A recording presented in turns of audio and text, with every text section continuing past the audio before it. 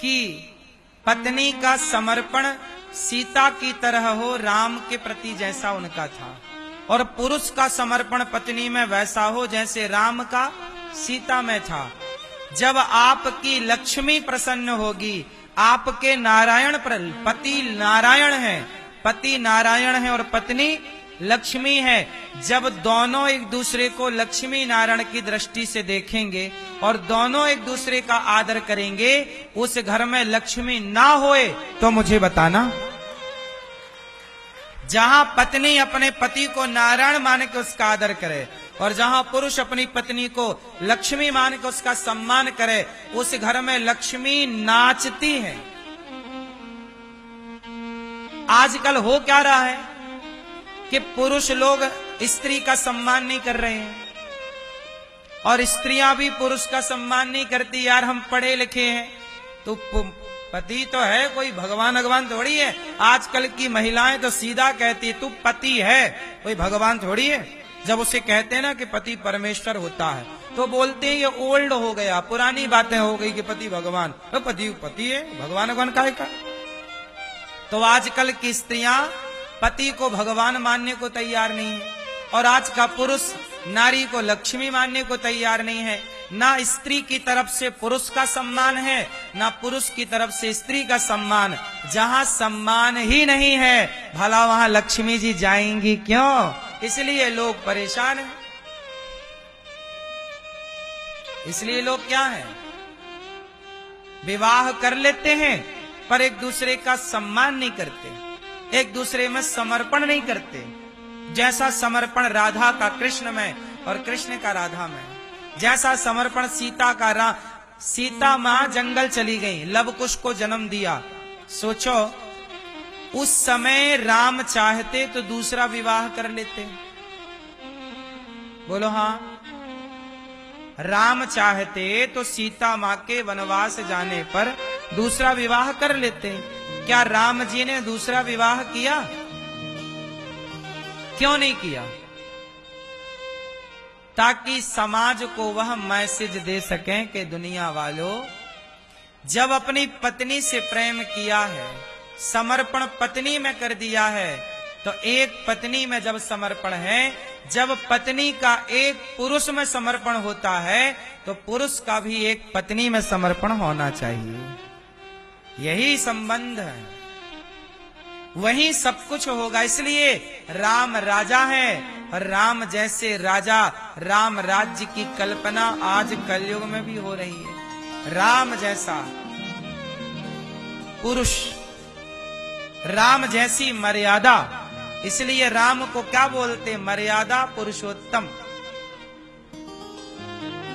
आजकल समर्पण नहीं है ना पुरुष की तरफ से समर्पण दिख रहा है, ना स्त्री की तरफ से। ना पुरुष के अंदर नारी का सम्मान करने का संस्कार डेवलप करती है, माँ बाप करते हैं, ना स्त्री के अंदर माँ बाप ये संस्कार डेवलप करते कि तुम्हारा पति परमेश्वर है। एक न्यूज एंकर, मैं एक न्यूज चैनल पर गया, वहां एक बहन ने मेरे से पूछा कि महाराज जी ये बताओ, पत्नी पति के पांव क्यों दबाए?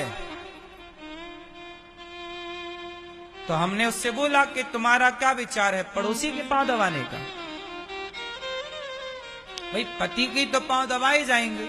मतलब उस न्यूज एंकर का मतलब ये था कि देखो हम पढ़ी लिखी महिला हैं, उसके हिसाब से पत्नी जो पांव दबाती थी ना, वो गंवार थी। वो ये कहना चाह रही थी कि पांव दबाना अपने पति के, ये तो गंवारों का काम है, हम तो पढ़ी लिखी हैं, हम क्यों पांव दबाएं पति के? आज के पढ़े लिखे लोग इस तरह का सोचते हैं कि पांव क्यों दबाएं हम पति के। समान हो गए ना, आजकल लड़का लड़की में भेद नहीं, स्त्री पुरुष कहां आके खड़े हो गए, हम बराबर हैं। अब बराबर हैं तो हम क्यों पांव दबाएं? अब इनको समझाए कौन? समझाए कौन कि इस रिश्ते को पति पत्नी कहते हैं, इस रिश्ते को पति पत्नी बाद में कहते हैं। चलो बताओ, जब दुल्हा दुल्हन मंडप के नीचे जाते हैं तो वह क्या होते हैं? उत्तर दो।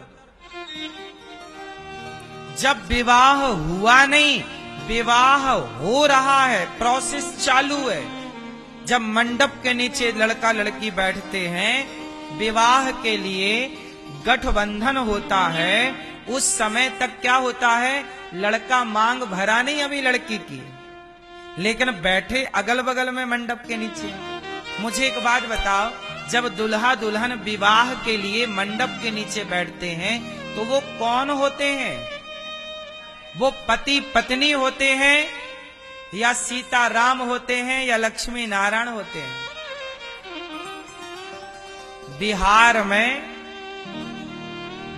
में जब लड़का लड़की दुल्हन दुल्हा मंडप के नीचे बैठते हैं तो उन्हें जोड़ी को सीता राम के नजर से देखा जाता है। मतलब दक्षिण भारत में दुल्हा दुल्हन को लक्ष्मी और नारायण के रूप में देखा जाता है। तो सीताराम और लक्ष्मी नारायण एक ही बात है। मतलब हमारे यहाँ दुल्हन को लक्ष्मी के रूप में और दुल्हा को नारायण के रूप में। इसलिए लड़की की माँ और लड़की का पिता दोनों मंडप के नीचे जाकर लड़की के पांव पूजते हैं, जबकि माँ बाप तो बड़े हैं, वो तो बेटा बेटी को आशीर्वाद देते हैं, लेकिन आशीर्वाद देने वाला बाप अपनी बेटी और अपने दामाद के पांव छूता है। क्यों छूता है? किस भाव से छूता है? सारा समाज आकर के पांव पूजता है, किस भाव से? उस समय लड़का लड़की के भाव से पांव नहीं पूजे जाते। ये भाव होता है कि दुल्हा दुल्हन साक्षात नारायण है, लक्ष्मी नारायण। इसलिए आपको बताऊं कि आप लोग पति पत्नी बाद में बने, आप पहले क्या बन गए? इसलिए हम पति के पांव इसलिए दबाते हैं कि वो हमारे नारायण हैं, वो पुरुष है। ऐसा नहीं, हम पुरुष के भाव से देख ही नहीं रहे हैं। प्रहलाद ने खंबे को खंबे के भाव से देखा ही नहीं था। प्रहलाद ने खंबे को किस भाव से देखा?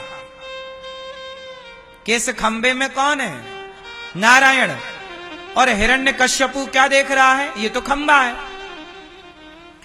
तो प्रधानता खंबे की नहीं थी, खंबा तो खंबा ही था, लेकिन भाव प्रधान हो गया। प्रहलाद जी ने इस भाव से देखा कि इस खंबे पर भगवान है, हिरण्यकश्यपु ने इस भाव से देखा कि तो खंबा है। उसी तरह जब खंबे पर पत्थर पर भगवान का भाव रखा प्रहलाद ने, तो उस खंबे से भगवान प्रकट भय कि नहीं? उसी तरह पत्नी भी अपने पति में नारायण का भाव रख ले तो उस पति से नारायण प्रकट हो सकते हैं कि नहीं? पुरुष भी अपनी पत्नी में लक्ष्मी का भाव रख ले तो उस पत्नी से लक्ष्मी प्रकट हो सकती है कि नहीं? फिर बात केवल भाव की है। भाव मायने रखता है। क्यों भैया? भाव मायने रखता है कि नहीं? और सुनो भाव की बात, सुनो। आप अपनी बहन को देखते हो इन्हीं आंखों से, बोलो हाँ, और इन्हीं आंखों से अपने पड़ोसन को भी देखते हो, पर दोनों को देखने में अंतर है या नहीं? भाव बदल गया कि नहीं? बहन को देखा तब अलग भाव था, भाई को देखा अलग भाव था, पर कुछ लड़का और कुछ लड़कियों की बात कर रहे हैं, सबकी नहीं। कुछ लोगों का किसी बहन बेटी को देखने से उनका भाव अलग ही, कोई मुन्नी बदनाम हो गई वाली बात, शीला की जवानी, उस भाव से देखते हैं। बोलो हाँ। तो भाव बदलने से सब बदल जाता है कि नहीं? पूरा खेल पति और पत्नी तो है ही नहीं, भाव पवित्र हो तो वो साक्षात लक्ष्मी नारायण है। तुम्हें और किसी परमात्मा की उपासना करने की जरूरत नहीं है। तुम अपनी पत्नी में परमात्मा को देख सकते हो, तुम अपने पति में परमात्मा को देख सकते हो, तुम्हें कहीं जाने की जरूरत नहीं है। पर देख तो लो पहले, वो भाव तो बने। आजकल तुम्हारा तो भगवान के मंदिर में भी जाते हो तो मंदिर में भी तुम्हें पत्थर की मूर्तियां दिखती हैं, वहां भी तुम भगवान को नहीं देख पाते। तो जब आज का इंसान भगवान में भगवान को नहीं देख पाता, तो भला पति में और पत्नी में लोग कैसे भगवान को देखेंगे? ये बड़ी, यही तो समाज में बदलाव हो गया, इससे सब कुछ सिस्टम बदल गया। मेरी माँ कहते हैं ना, दृष्टि बदलती है तब सृष्टि बदलती है। यदि दृष्टि बदल जाए तो सृष्टि बदल जाए। अब दृष्टि ही गलत है तो सृष्टि भी गलत है। पूरा खेल किसका है? नजरिया का। जाकी रही भावना जैसी, प्रभु मूरत देखी तिन तैसी।